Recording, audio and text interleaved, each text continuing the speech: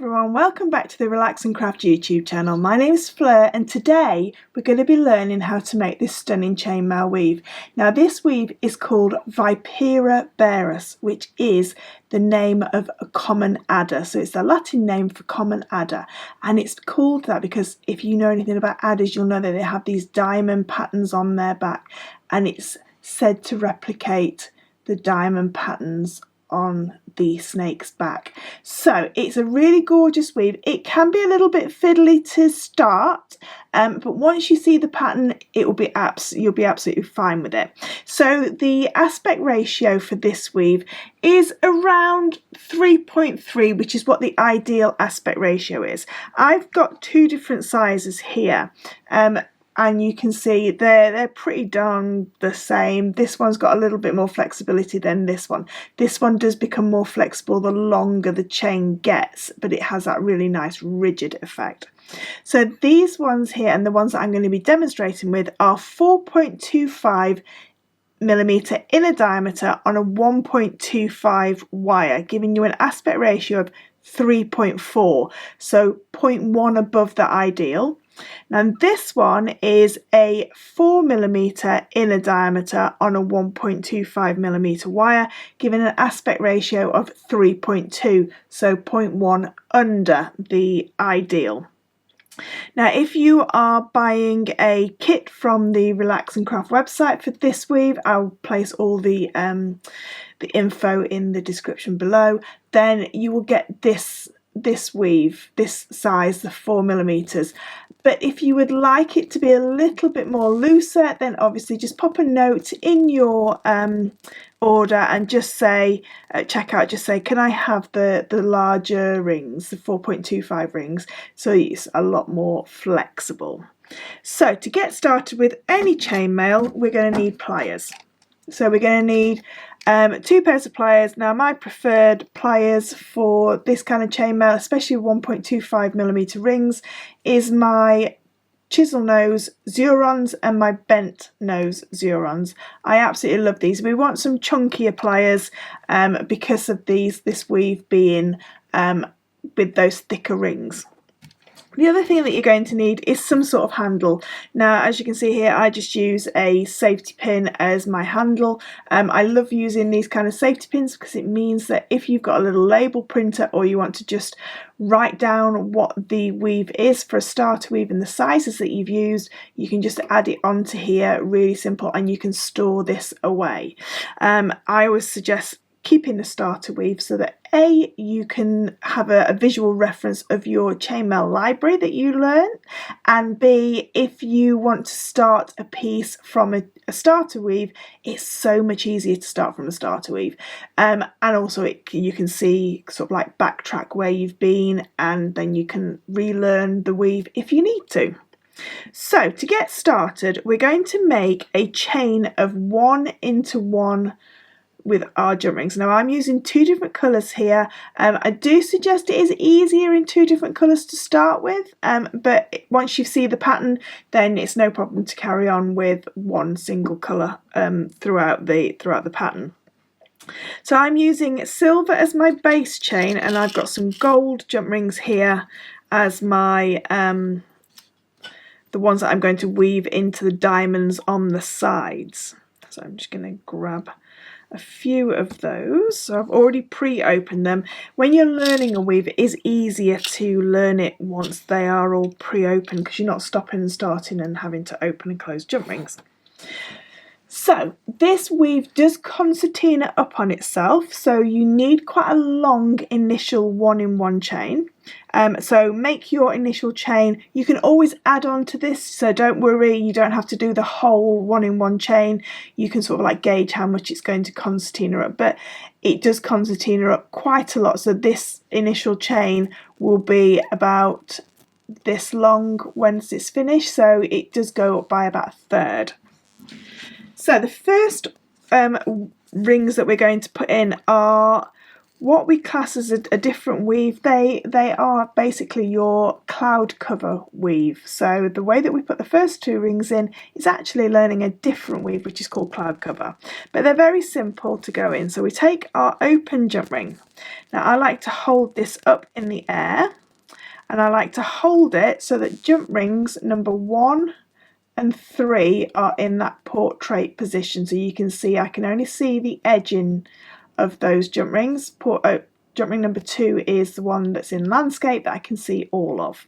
So taking my open jump ring, I'm going to go in through jump ring number 3, and then using the handle I'm just going to turn like a quarter turn so I can see the whole of jump ring number 1. So I flip jump ring number 1 into a landscape jump ring, and I'm just going to place this jump ring into there. Okay, so you can see there I've just placed that in, and I'm going to close this up. So I've just folded. So these 2 jump rings are just folded on top of each other. So jump ring number 3 is sat on top of jump ring number 1, and then that jump ring is connecting them. We're now going to turn this ring to our non-dominant side. So because I'm right-handed, I'm just going to switch that over to the left. I'm just going to zoom in just a little bit more for you. Okay, so you can see now I've got a jump ring sticking out here. So which is jump ring number 2. So it's been displaced from me layering these 2 jump rings up. So my next, connected yourself to the bottom. My next ring is keeping it in that orientation. Okay. I'm going to go through, so this would be, you can see it's sitting, jump ring number 4 now is sitting as a portrait ring. I'm going to just pick up jump ring number 4 and just twist and place that same jump ring into jump ring number 2. Okay, so jump ring number 4, I'm just going to twist it up into jump ring number 2. Okay,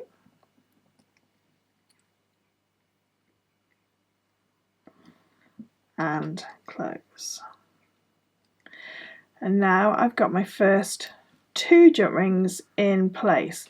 So you can see how they are stacking on top of each other. So you can see number 4 is stacked on top of number 2. Number 3 is stacked on top of number 1. Now the jump ring that we add in always has to be on our non-dominant side, and you'll know which jump ring you've just added in because it will always be the lower jump ring. So you can see here this is lower than the jump ring previously. So this is where we start now the pattern. Now there's 2 rows to this pattern, so we do 2 moves to this pattern, should I say. We do 2 jump rings in one move and 2 jump rings in the next move. So we always go to our next available jump ring. So this jump ring here has already got a jump ring through it, so that's not our next available jump ring. We want the jump ring underneath it. Let's flip you back around so you're on the right side. There we go. So we want the jump ring underneath, which hasn't got any jump rings going through it that are this colour. And we're going to pick that jump ring up. And now we're going to twist. Now what we want to do is we want to bring this jump ring up to our first connection. Okay, so can you see here, this was the first jump ring that we placed in, this gold jump ring, and we're going to go through the gold jump ring and through the silver jump ring behind it. Let's get you to focus. Okay, I'm going to do that again for you. So I've gone into my first free jump ring and I'm going to go up and I'm going to go through the first gold that I added and through the silver. So it's gone through the eye where both of those connect. And I'm going to close this jump ring up.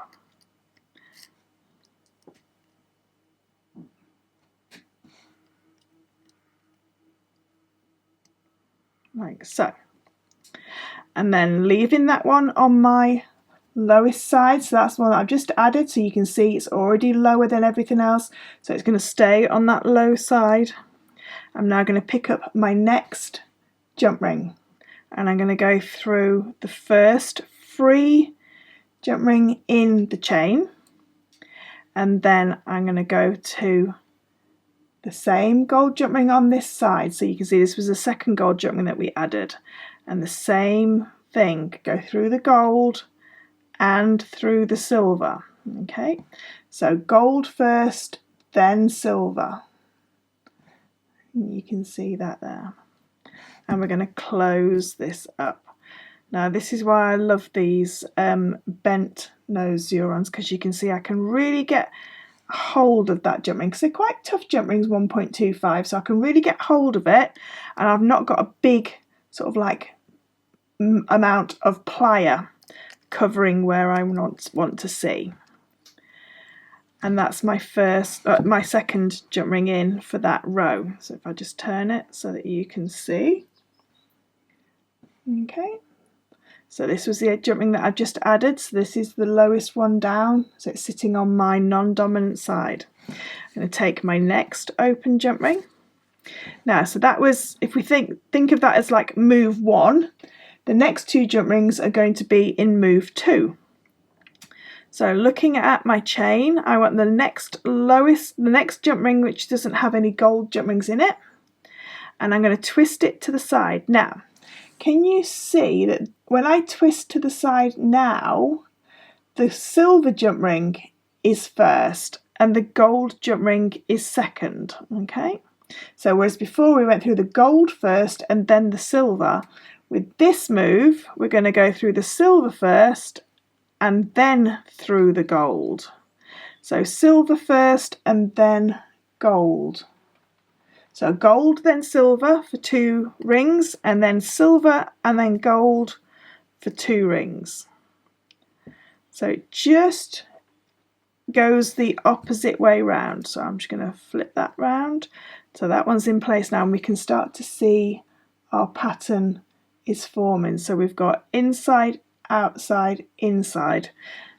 Okay, so I'm going to take my next open jump ring, keep my chain so that I can see that lowest jump ring down, furthest down, pick up the next free jump ring, turn to the side, and we can see the silver and then the gold. Now if you forget, you naturally would want to go in that route anyway, because to try and do the gold first and then the silver, you can see it's not sitting in that pattern.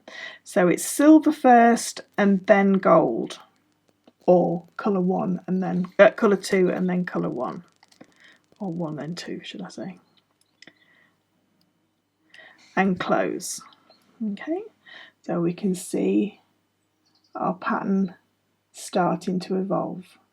And I'm now going to flip my work around so that that jump ring that I've just added is lower down. So we've done 2 moves with the silver then the gold. So now we're back to gold then silver. So picking up my next ring, going through the next free jump ring, turn to the side, and we can see that the gold jump ring is first now anyway. So it would be very difficult to go silver then gold. It is only gold and then silver. And if you turn to the side, you can see that starting to stack those silver jump rings beautifully. So they can see that they're all going from bottom left, top right, bottom left, top right. Okay, and close.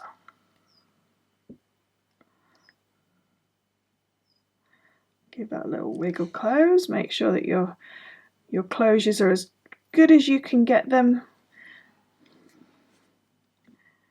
Okay, so my next jump ring, so that was just one one jump ring from move 1. So we now have to do the next jump ring from move 1. So again, picking up my first loose jump ring, turn to the side, and we can see that naturally the gold is there and then the silver. So we're going to go gold and then silver. Just slip that jump ring through. And the key with chainmail is obviously it's a pattern. So if you're unsure, just have a quick look at the pattern. Are all these jump rings going in the same direction? Yeah, they are. So I know that my pattern is right because they're all facing in the same direction. And then if I just flip it over, can I see that distinctive diamond back pattern happening? Yeah, so I'm going out, in, and then I've got in, out on this way. Okay, so you can see that distinctive pattern on either side starting to form. So that was my 2 jump rings from gold and then silver. So I'll just pick up this last jump ring, picking up my first loose jump ring, turn to the side, and we can see it's physically impossible. Well, it's not physically impossible, but it wouldn't, if I go through there, you can see that that's not holding the pattern. So it's silver and then gold. And this way as well, it won't lock up. If you try and put it somewhere where it doesn't, it's sort of like not meant to be, it will lock the weave up. It will all lock up. So you can see that this one is sitting in, so this one is now sitting out. So silver and then gold and close. And I'll just finish this row off.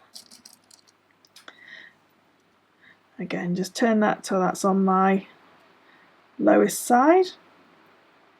Picking up my next jump ring in the chain, turn it to the side, and we can see that the silver is presenting first, silver and then gold,